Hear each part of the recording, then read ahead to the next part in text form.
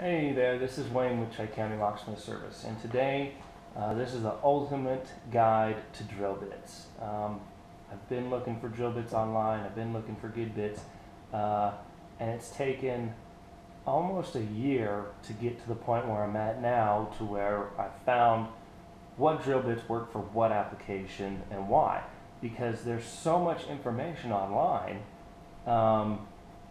that it's really hard to sift through all of it. Like I said, it's taken me about a year to do so, to find out what drill bit is actually going to do what for what application and how well it's going to work.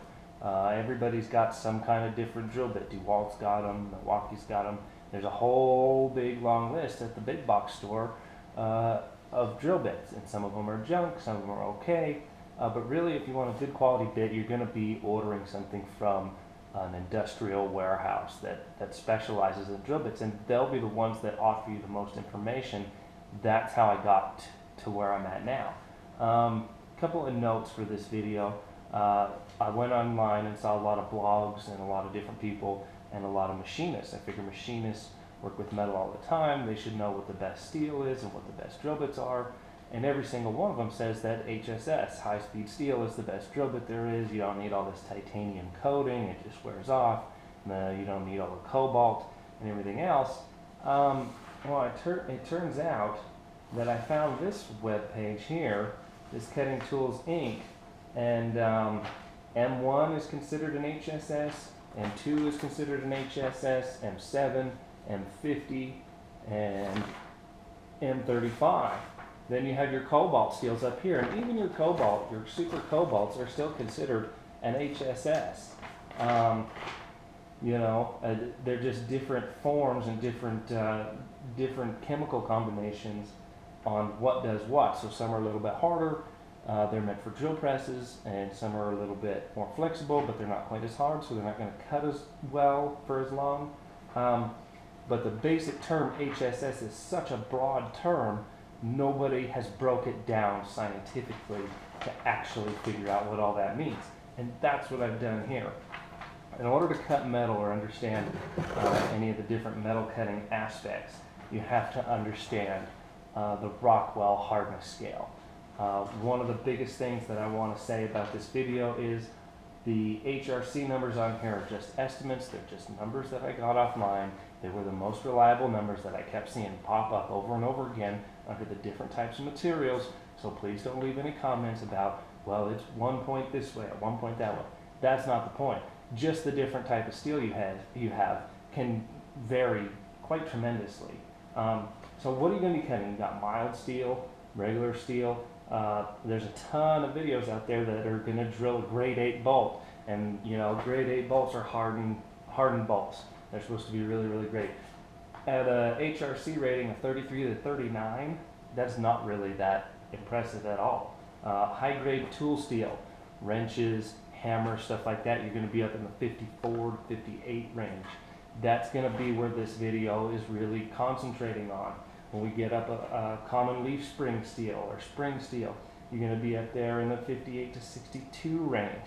Chisels are super hard steel. That's one of the best steels you can buy. As far as tool steel, you're going to be in the 58 to 62 range.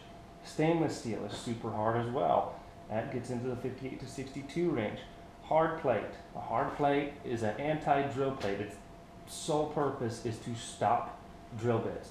That's one of the things that we're going to be covering today. That can be anywhere. The industry minimum, and the industry, meaning the security industry, has a minimum HRC rating of 60 for all security applications. So it has to be at least 60. So that's one of the numbers that we can at least have some sort of definition. That's going to be the bare minimum.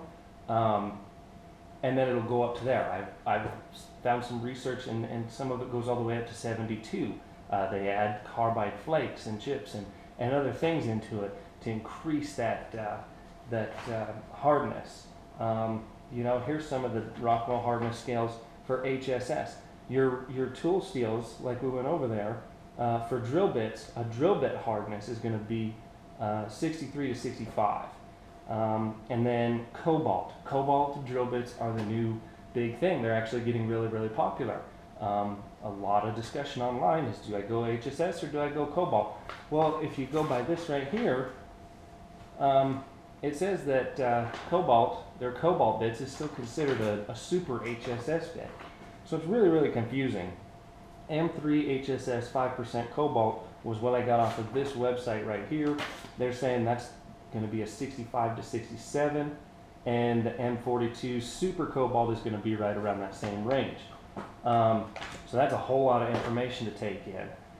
Basically, I break it down scientifically, and then it's a simple fact of scientific numbers. If you got a drill bit that's a good percentage harder than what you're trying to drill, you can drill it. If it's not, it's going to fail. The other thing is it's sharp, because you can get carbide bits like this one here, but it's not sharp. It's a masonry bit. I've got diamond plated drill bits that we're going to use today. Solid carbide bits that we're going to use today. This is a more rigid carbide tipped bit that we're going to use today. I got the DeWalt Cobalt bits right here. These are Cobalt bits. That's going to cover that. And then these are supposed to be the best HSS bits you can buy. This is a $300 set of drill bits right here.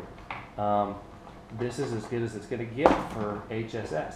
So we're going to put them all to the test. I'm going to put them all in the drill press. We're going to start drilling stuff. We're going to drill hard stuff, soft stuff, and we're going to see where everything lines up on the field.